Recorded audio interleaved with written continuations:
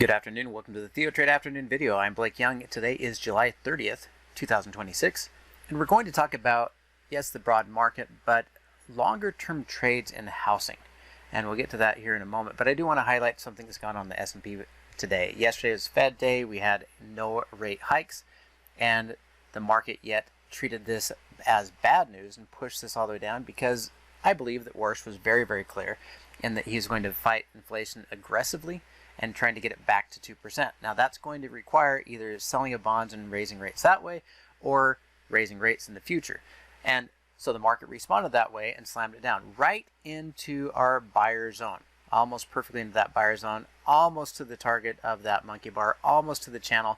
So everything kind of culminated in this area, confluence of barriers at 727. We gapped up and they're trying to close higher. If we close below this monkey bar level today, which we have a few hours left, but if we close below 738.50, I think you're going to go try to hit that 727 again and potentially go down to 716 or lower. But this is a monthly monkey bar and a monthly time frame that ends tomorrow. So we'll get new numbers, new levels, new setups. So we're going to pay more attention to sellers up here and buyers down here to be able to set that up. Now, the argument I'm going to make is that housing is, again, on a precipice. It is in a situation where, full pun intended here, there's no foundation to what we're seeing in the market move financially. Now let me show you first long-term big picture, and then I want to show you specifics in the home builders themselves. Now this report was done by U.S. Property Stats and Housing Inventory, so it's a couple of months old, but they're using the National Association of Realtors to gather their data. And you can see from their little image here that, hey, you know, from 2024, we are up 3.6%. We're seeing all that inventory build. Now, true, we haven't got to pre-pandemic highs. That's not what we care about. We care about that we flushed out the information here and we started building. We've been building constantly, building inventories, constantly building how many months it would take to get rid of that inventory based off the average sales. And you can see that's been climbing through 2024. It's gone even more so into 2025 and 2026. As of April 2026, inventory had already reached 1.47 million, and that means 4.4 months. It's even higher now. We're talking about an even higher number according to Zillow, according to the National Association of Realtors. We have more units that will take us past 4 months, 5 months, and more of what's available. That is a big difference when we go from way down here where we can't even make it a month without clearing out the inventory in average sales to 3.5, 4 months, now 5 months in a row. And you can see the data a little bit more detailed down here. Existing home sales inventory, that's up 5.8% as of April. Now, this last month, June, is a little bit slower. We're still seeing about 4%, but this is not the whole point. This is just to show you that yes, we've been building the inventory versus the average sales. Building inventory versus average sales through here. So, as we're looking at this, I'm not worried about pre-pandemic or post-pandemic. I'm more looking at this that we've been steadily, every single month, except for 2, been climbing for 5 years, increasing the inventory versus the average sales. And what this is doing is, even though prices are going higher, costs have gone higher. So let's go ahead and show you what this looks like on a company like Toll Brothers. Now we're not going to worry about the chart here. We're going to talk about this in a minute. I want to look at the financials and the fundamentals. So we're going to go into the Analyze tab. We're going to go over to Toll Brothers. We're going to go to Fundamentals, click on there. And the 2 things I want you to note here, there's more than 2 things that we want to pay attention to, but the 2 things we're going to focus on are margins, how much money are they making per home, and how long it's taking them to sell a home. That's going to be seen in inventory turnover. So as we scroll down and look at the data here, inventory turnover for Toll Brothers is at its worst level in 5 years. It's down 3.6%.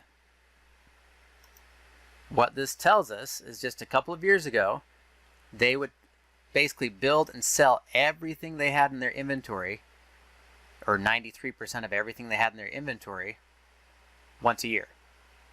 So if this is inventory rates of over 1, it tells you they're turning over all their inventory every year. If it's 2, they're turning over all the inventory twice in a year. Well, this has gone from 93% down to 79%, and right now for this year, it's 73%.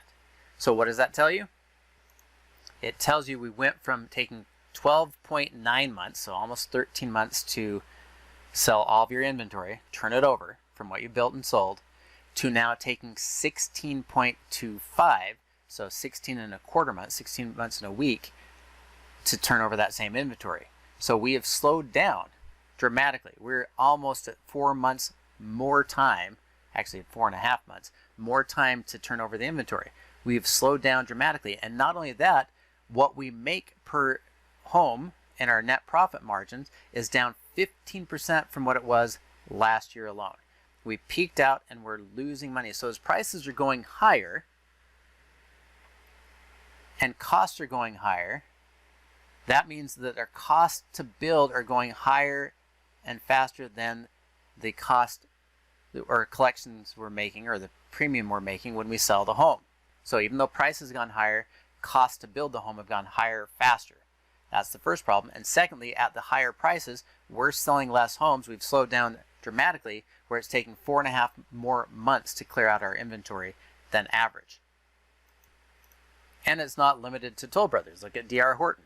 Scrolling down, looking at the story here, what do we have? Start with the inventory turnover. Lower highs, lower lows, lower lows. This is every year getting worse and worse, meaning it's taking longer and longer to sell their homes. And if you look at the peak back through here, it was actually the previous year in 2021. So they were turning over their inventory at the time 1.38.39 times, a multiple of 1.38 times per year. Okay, now that means that back in 2021, they were selling a home in about 8.6 months. Now, what are we doing now? Well, based off of the current 0.96, if we assume that's the right number, which it should be, then we are now taking 12.5 months. So they've added about 3 months of time to theirs to turn over their property. So it's taking longer and longer time to sell inventory. Slower sales, and again, let's look at their net margins. Their margins have been worse and worse and worse and worse every year since 2022, from 17.4 to 9. So they're making half of their margins that they were in 2022. They're taking an extra 3 months longer, 33% longer to sell it, and getting half as much as they did before. If this net profit margin ever gets negative, you look out, because that is complete collapse of the real estate industry. Now, that's a long way away still, but it's still a major warning. We are slowing down, slowing down, slowing down. And one of the biggest components of home building is copper. U.S. Geological Survey still says this is the #1 use of copper. The utility of it is building, construction. Copper prices are above 647, so we're near multi-year highs.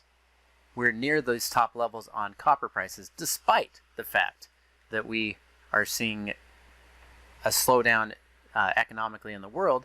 Copper prices are still remaining high. There's some inflation. The other one is lumber. Now, where do we get our lumber from? We buy so much lumber out of Canada, and we just issued tariffs against Canada. And so lumber prices not only have recovered to the highest level they've been at since September of last year, so August was a lot higher, but we're absolutely near those levels. And so if we see the numbers go from 525 per board 1,000 board foot to 623 per 1,000 board foot, we've still seen an increase off the lows of 15 to 20%. If we get through this high, then we're going even higher. And again, these tariffs that have been issued will mean that everything we're buying out of Canada, especially lumber, which we buy a lot out of Canada, is going to go up in price. So costs are still going to be high. So if we have prices going higher, we have inventory growing versus the average sales, we have less demand because of the higher prices, and then we add onto all of that the Fed is going to fight inflation either through selling bonds and raising interest rates or causing yields to rise and borrowing costs to go up, or raising interest rates in the short term. Either way, mortgage rates go up, lumber costs are high and going to climb higher with tariffs, copper prices are high and going to go higher with tariffs, And all of this sets up for a real problem for home builders. And even though we're sitting here at the 0 and tomorrow's last trading day for this month, it is in a lot of consolidation. I would have preferred to sell at some lower highs up through here, or sell premium up there where we think it won't go.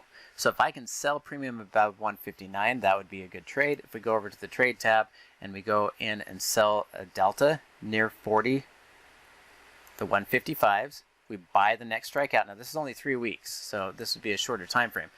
But we can collect 145. 145 means that we're risking 355. 355 says we need to be right 71% of the time. Statistically, that's not what we're getting. We're at a fair price, but it's not advantageous. So I would like to sell premium here, but the results and the analysis would show us that we're going to be right about 66% of the time, and versus needing to be right 71% of the time. So that says maybe we have a better trade in the long-term bearish long put or put vertical strategy. So if I went out to September, so we'll get to the next Fed meeting and the next view of what happens to bonds, I think that's going to give us enough time. We buy a delta near 70. The closest one now is here at 165. This is going to be a little more expensive, but watch what happens. We are going to pay 271 in time decay to buy the 165, and then we're going to sell a delta between 30 and 40, and we're going to get paid 595 in time decay. So this becomes a positive time decay trade. It doesn't have to move, and we make money. I have a 165 long put, and it only cost me 1140. So that means my break even on this particular trade is 158.60. We're currently at, or sorry, 153.60, excuse me. So this can move up $3 and we still get paid. This stays where it's at, we get paid $3. So we can get 30% return even if it doesn't move on this longer term put. And if we're paying $11.40 for a $20 trade, then we have the potential of making $8.60 on it. If we analyze the trade here and look at this long put vertical for more time, we'll set slices to break even. And we're looking for it to pay us to not have to be right. If it stays where it's at, there it is, 153.59. I said 153.60, but 153.59. We're currently at 150.50, so it can move against us $3 and we still win. It can go lower and we could win all the way down here to $860 return, and the most we were risking again is 1140, but that's only a 40% probability. With 1140 costs versus the $20 spread, we have to be right 57% of the time, and this says we're going to be right 58.6% of the time. So this gives us about a 1.5–2% edge to take a longer term trade. Now it is a little more expensive. Again, at 1140, that is a $1,140 trade to potentially profit 860, but you have statistics in your favor that you're going to win something 58% of the time, and you only need to be right 57% of the time. So this is the better probability versus reward risk on Toll Brothers. Let's do the same thing on DR Horton. Arguably, DR Horton already gave you a sell signal here and here, so it's already moving down. Kind of missed that opportunity, but we can still run the numbers and see if the stats help us out. We're below the 0, we're selling off. We had a bearish trade signal here, so DR Horton is already on its way to go lower. Toll Brothers is still in consolidation, so it hopefully will follow and move lower. But let's take a look at the options. Go to the trade tab. I like DR Horton better because we have weekly options here. We'll still start with 22 days if we're going to sell premium, and we're going to sell a delta between 30 and 40, and we'll take a look at where the top of that level is about 156. But if we can sell a delta between 30 and 40, we'll go with 42 here, and we'll just do a $1 wide spread. Okay, we'll sell the 149, we'll buy the 150. That gives us a 60-cent credit theoretically, but you see how this is a negative number? Spreads are super wide right now. If you could get 60 cents credit, this is a super high probability trade. You're not going to get 60 cents. Could you get 50? Maybe. Could you get 45? Even 45 works out really, really well. So if we pick up 45 cents off of this, and I don't know if we can get the fill right now because, again, spreads are super wide up here. But if we can, then 45 cents on DR Horton, analyze the trade, set slices to break even. We would have to be right 55% of the time, and we need to put the date out to the 21st, 22nd, and it says we're going to be right 61% of the time. So if you can get, even though it says 60 cents is the mid, it's not realistic. If you can get 45 cents, you have a huge probability edge. If you got 40 cents, you would still have a huge probability edge. So no matter how you slice or dice it, this, if you can get a fill on this trade right now, this is a really good probability versus a credit. And it could go all the way back up to 149, and you have a 61% probability of success. Let's take a look at the long put and more time. We're going to go over here, add out to September, just like we did before, a delta near 70.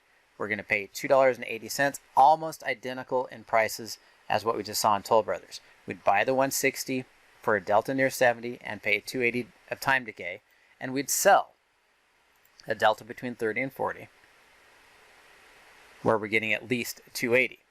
So this is almost identical. $20 spread, $11.75. So we already know the stats. It's almost exactly the same as far as cost and everything else that goes in here. So we'd set the slices to break even here. And short vertical on the call side works as far as probability if you can get the fill. This one, again, we'd have to be right 57% of the time, and it says we're going to be right 58% of the time as far as the numbers go up here. So identical probabilities for the long put vertical on Toll Brothers and DR Horton. But DR Horton, if you can get a fill anywhere from 45 to 60 cents on the short call vertical, that's actually higher advantage, higher opportunity in that trade. Both are set up for the same concept.